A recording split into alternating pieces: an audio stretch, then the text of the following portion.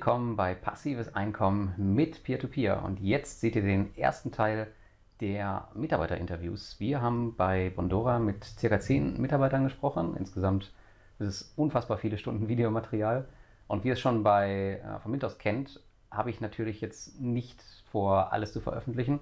Das heißt, ich habe die für mich wichtigsten 3 Fragen und Antworten eines jeden leitenden Angestellten herausgepickt und die zu einem Video zusammengeschnitten, beziehungsweise sind es diesmal 2, denn beim letzten Mal bei Mintos ging das Video über 1 Stunde, das war ein bisschen too much für viele und deswegen gibt es das diesmal als Zweiteiler. Und jetzt seht ihr den ersten Teil, ist in englischer Sprache und ich wünsche euch viel Spaß und viele Erkenntnisse dabei.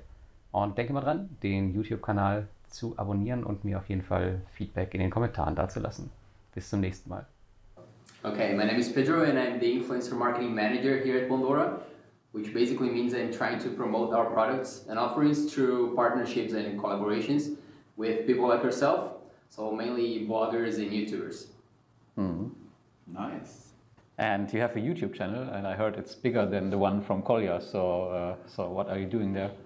It's a gaming channel, yeah. And it branches from a time where I was working with influencers from different areas, many YouTube channels, but most of them were gaming related ones. So I thought to myself, as a gamer, can I do it? And then I started, and it's been pretty successful. So it's been 2 years since I created the channel. Yeah. And yeah. 2 years only. Nice. Yeah, 2 years. It's also good that if you work as a influencer marketing person, that you yourself are also an influencer, because I always see some people that do something with influencer marketing, but when they are not a content creator themselves, then sometimes they don't get what it's all about. Yeah, I think it gives me a unique perspective. Because I'm both sides of the whole process, right? I'm on the brand side and I'm a content creator myself, so I understand both of these worlds. And sometimes as a content creator, there are some brands that come to me. They want to do partnerships or collaborations, and you can see that on the other side, the person doesn't actually understand what you do, or they don't value what you do. And I think I'm in a unique position to understand both sides. So. Are you invested by yourself in peer-to-peer lending? Yeah, I'm an investor. Okay. I invest with Bondora and Go and Grow mainly. And yeah, I think Go and Grow, I understand the value that the product is trying to bring to people. So it's super easy to use, right? You don't have to do anything else than just put your money there and that's it basically. And that tailors to the kind of investor that I am. I don't like anything that is too complex or that I have to kind of watch every day. I really don't like it. And I also have the security that my money is easily accessible. So liquidity is a big thing for me. So it's not even because I'm a Bondora employee, but to my type of investor, to the way I like to invest, Go and Grow is perfect because it's easy and my money is right there. I know that if I want it, it's easy to access it. So. Okay. Do you also use other platforms than Bondora? No, I never invested with the other platforms because I think the Go and Grow is the most simple to use solution, and it also gives you predictable net returns, right? So you know a lot you can expect. You know what you can expect, and that just suits my style. So what do you like on your job at Bondora? Because you are remote, so you are not here in Tallinn. So most of the time you are in Barcelona, right? No, in Alicante. Spain. Yeah. Yeah, I like the flexibility they give me, and it's not only a matter of schedule or hours, but the openness they have to new ideas, into innovation. So they embrace that. And for me, I consider myself a very creative person. I always want to do new stuff, explore new areas, get out a little bit of my comfort zone. And in this company, they actually think that this is good. So they embrace it, and for me, it's something very positive. And maybe you can tell us in the beginning, since when you work at Bondora and what it is exactly that you do here. So I've been working at Bondora for 2.5 years now, and when I joined, it was initially in kind of sales and business development. but my role today focuses on the investor product. So we work on things like Go and Grow and improving that, releasing any new products in the future, the app, which we can talk about a bit later, and also I work on the communications as well. So any kind of copy that you see that we're putting out or campaigns, working in collaboration with the marketing team on that kind of stuff as well. So you changed or you moved from the UK to Estonia. What do you think? What are the three most important differences between the countries? Because you're living now in Estonia, right? Yes, yes. It's a good question, and I would say the main thing for me is that the UK is a decade behind in basic tech and the automation of systems, right? Yes, you have big companies, big tech companies, which have set up in mainly London, which are global companies, right? But what I'm talking about is the general everyday infrastructure of doing things. So, for example, I went home in September and I watched England versus Bulgaria at Wembley Stadium, the biggest stadium in the country, right? Mm-hmm. And I'm in the queue, lining up for about 40 minutes, and there's a turnstiles which is automatic, right, which you put your ticket through, scans you through. And I, of course, have the tickets on my phone, and I hadn't brought it on paper because, like, that's just not how it's done here at all. And I look around and I see that everyone has a paper ticket. It's a bad sign. I thought it would be okay. And I get to the turnstiles after waiting for 40 minutes or so, and I put the barcode zoomed in, under, the scans, doesn't work. Try it again, turn it around, doesn't work. And there's a queue of angry British football fans behind me waiting to get in. And it just didn't work. And someone came to help, and they basically said that they don't accept it via like your phone. Okay. Which was just mind-blowing for me. And they had to physically get someone to come with a reader and type in the barcode manually to let me in. So that kind of scenario is common throughout lots of different scenarios, lots of different situations in the UK, whether it's banking, like you'll get loads of paperwork for your mortgage. Yeah. Things take a lot more time. Mm-hmm. So that's one thing. The second, I would say, there's a real no BS attitude in work here. It's you say what you can do, you get it done, and there's no kind of you could say political correctness culture. You know, people just say what they mean without worrying about like the how it's going to impact or how it's going to be conceived by others, right? So they just want to get stuff done. They're very productive, and I like that working style. So the working style is a little bit different, and you have a freedom to be a bit more creative with it as well.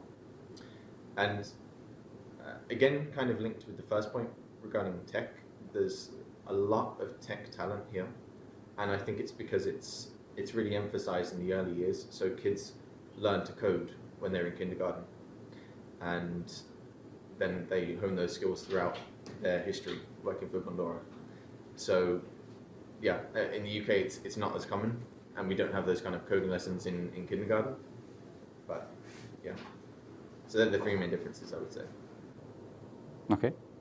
In the beginning, there was a little bit confusion about like what loans are actually in this portfolio range from all of the grow investments, and then there was a blog post about that from Bondora where they showed that it's basically like a mix of all of the loans, and not only the HR loans, which was like a lot of investors had a fear about that. So my question is, what factors influence now the interest rate from Go and Grow? Because it says that the normal interest rate is up to 6.75.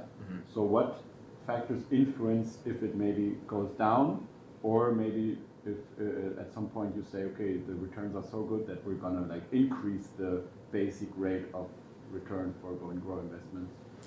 So you touched on a really important point, that the rate is not guaranteed in a way like that. So we can't say physically that it is a guaranteed rate, which is why we say it's up to 6.75%. In the Go and Grow portfolio, it's made up of around, I think, 80,000 individual loan parts, and those loan parts mirror the full portfolio at Bondora, which is why, as we said yesterday, you may see a higher share of Finnish F-rated loans in the portfolio because we've done more originations in Finland, and we publish this roughly every 3 to 4 months, an update on the portfolio. But in terms of the rate changing, we have no plans for that at the moment. The rate is 6.75% simply because we've said that over the period of the past decade, we've generated between 10 to 15% in those years, so we're quite confident that we can deliver on 6.75%, including in times where there's some kind of macroeconomic events. So we have what's called like a reserve for Go and Grow, which means that any returns which are generated over the 6.75% are placed into this fund, this reserve pool, and this is for those times where the loan portfolio may not generate the return in excess of 6.75%, and we need to call on that to account for the lesser part. If that makes sense. Yeah, that makes sense. One of your competitors has a similar way. It's called a buyback fund, and I think they take 1 or 2% out of their share of the revenue from every loan and put it in that fund.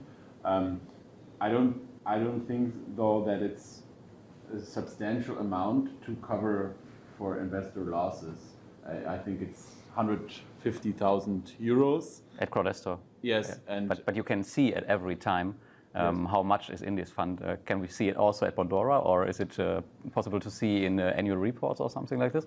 We haven't released that information simply because I think it could cause confusion in a way if investors see like a certain amount there, and maybe they want that now as like some kind of dividend, right? Okay. So we haven't released that information. Possibly it's something that we'll do in the future, but at this point we haven't done that. But what do you do with the money? Is it on a secured bank account, or where is it? All money is held on a segregated account with Bondora.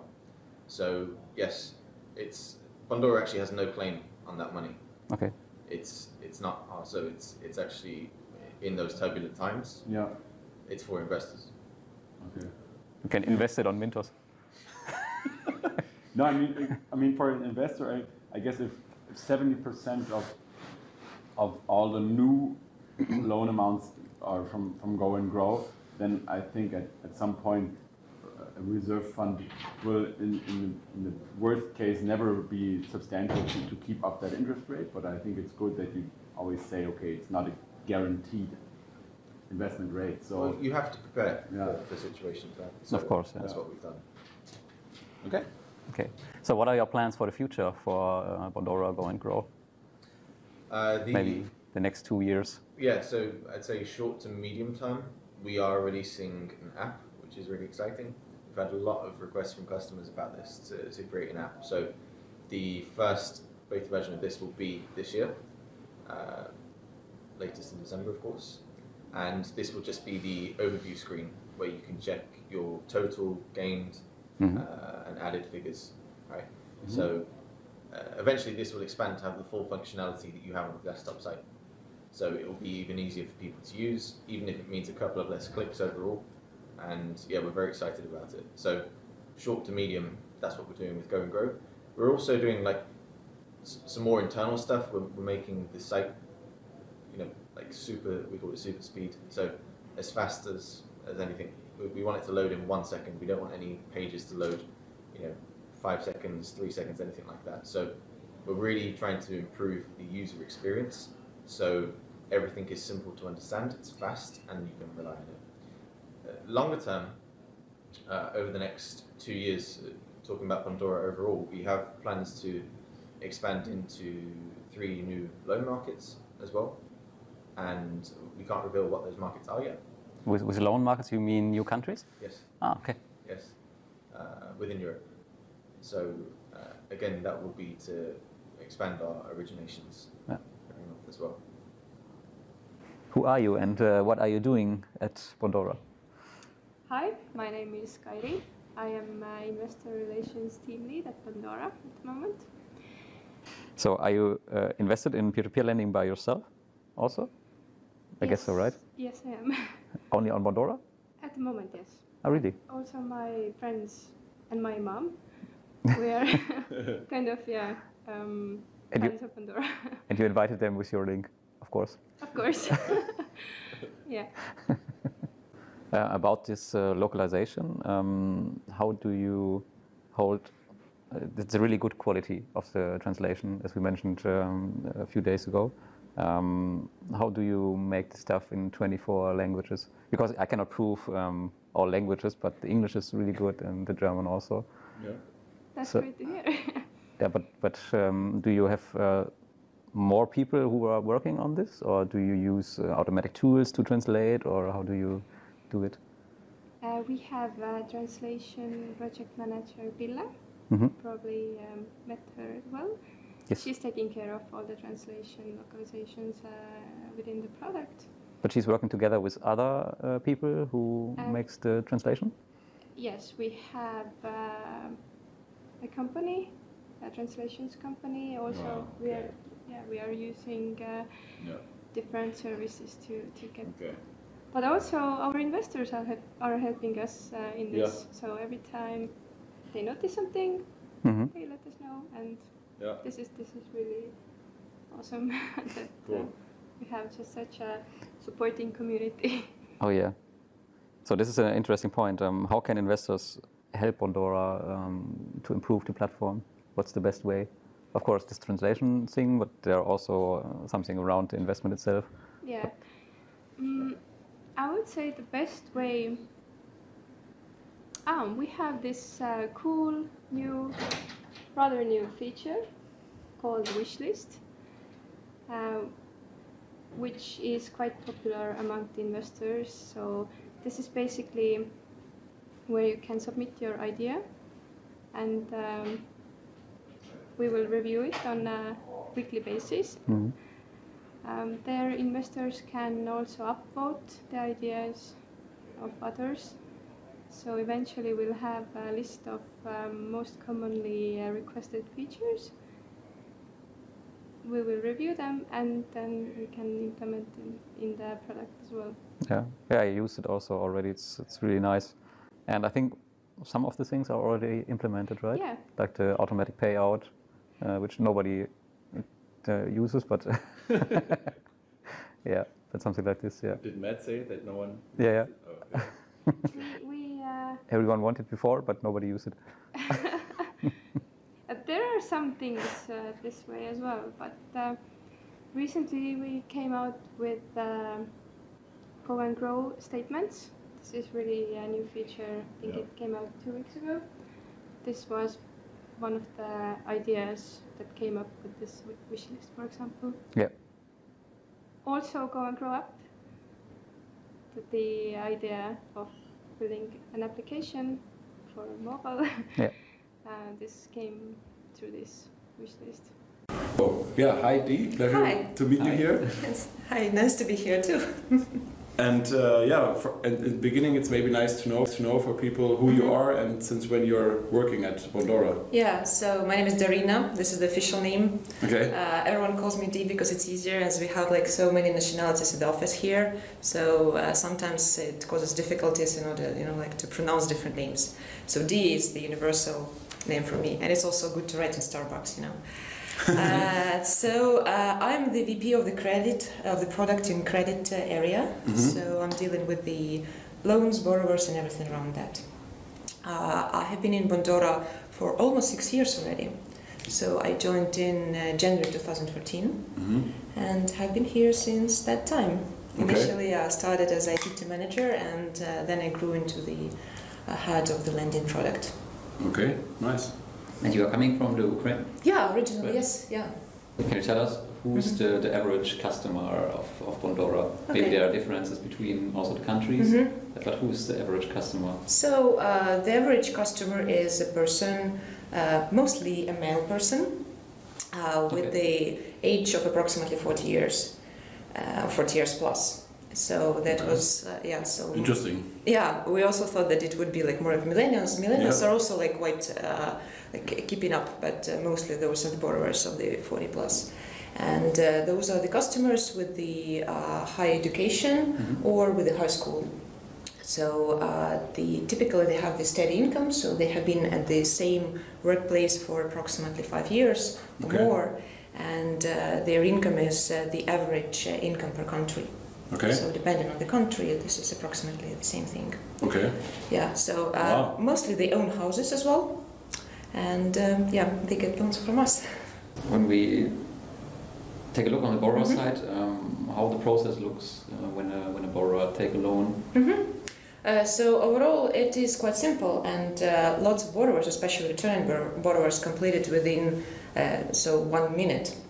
So this means that our motto, like it takes only 1 minute to beat your bank, is actually true. So the customer applies for a loan, meaning that he has to agree with some of the rules, which are the GDPR disclaimers, and this is required by legislation. And after that, we have the identity verification, which is online, and it depends on the country what type of verification we are using. So we try to incorporate the common for specific countries methods. For example, in Estonia, we use ID card or mobile ID in order to verify the customers, but also some of the more general versions, for example, like bank account verification, which is also applicable as an option. So after the identification or online identification is passed, customer in some countries can choose if they want to verify their income from the bank, and in some countries it's mandatory. So this means that they cannot skip this option.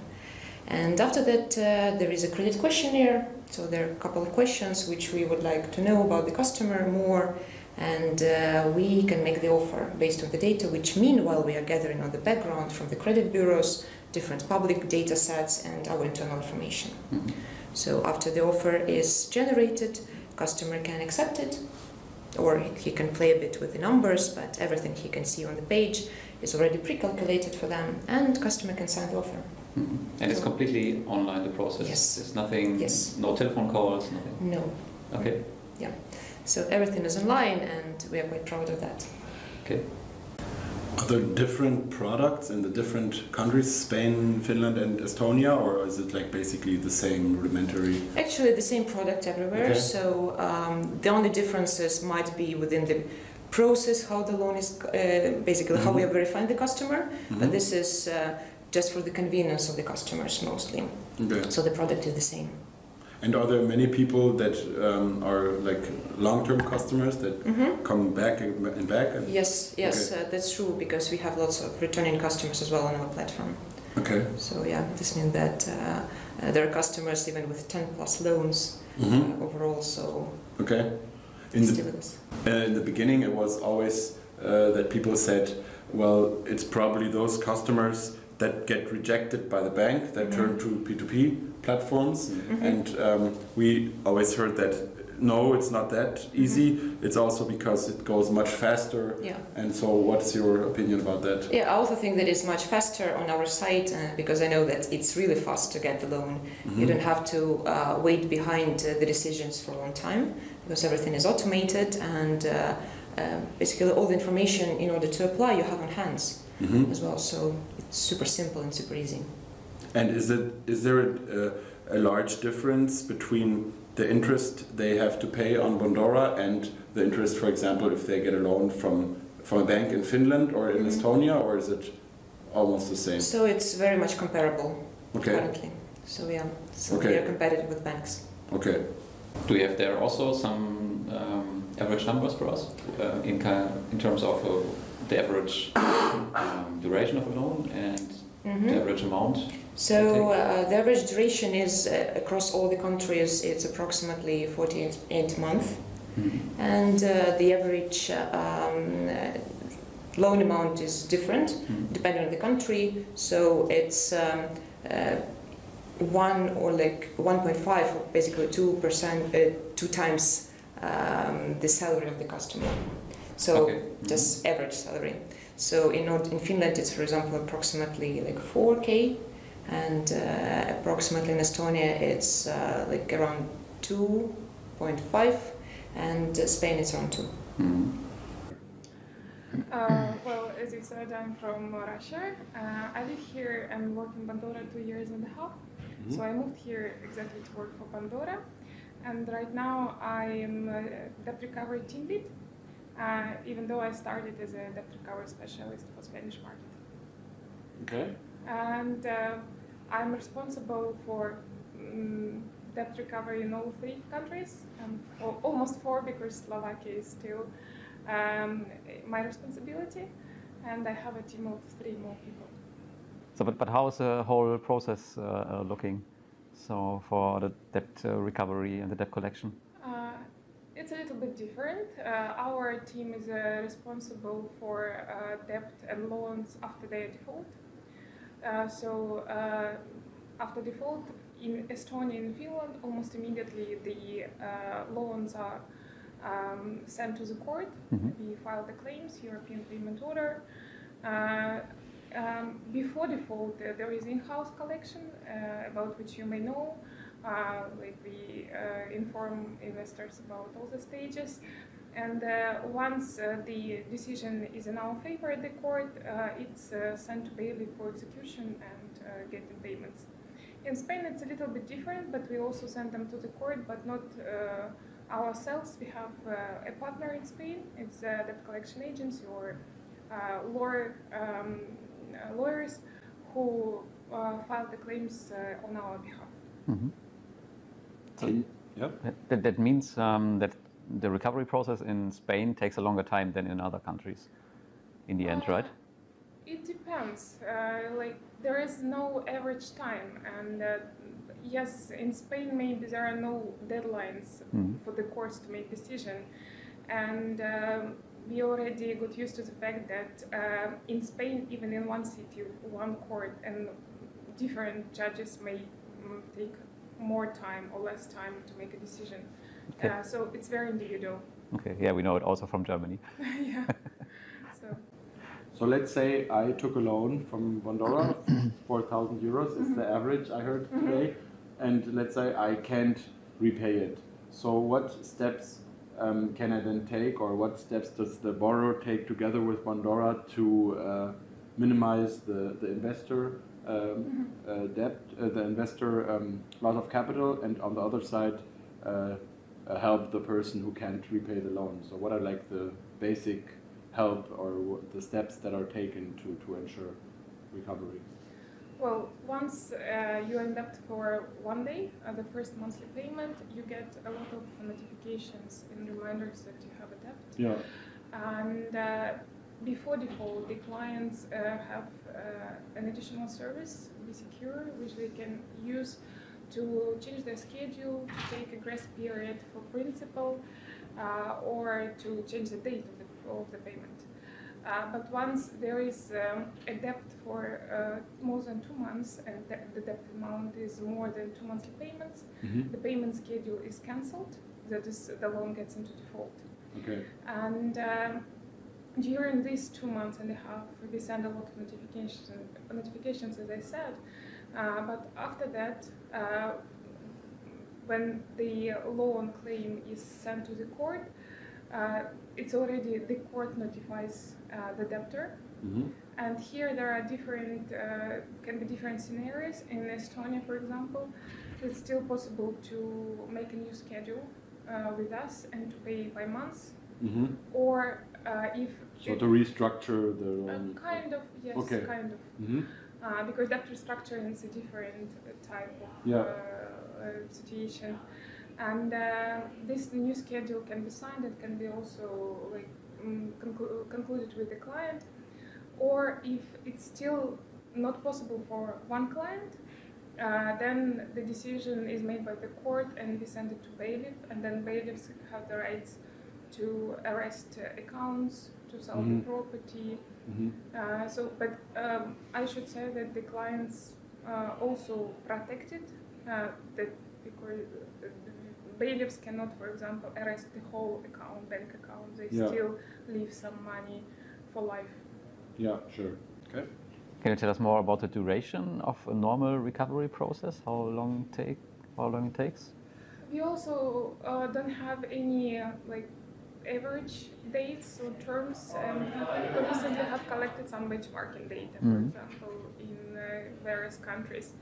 And other companies who deal with debt recoveries cannot either give such estimates because it may, I don't know, different scenarios are possible. Like if the client objects in the court, there is different court proceeding and it can take longer time. Or if it starts paying by schedule but then doesn't pay again and we have to restart the proceeding and send it to bailiff again.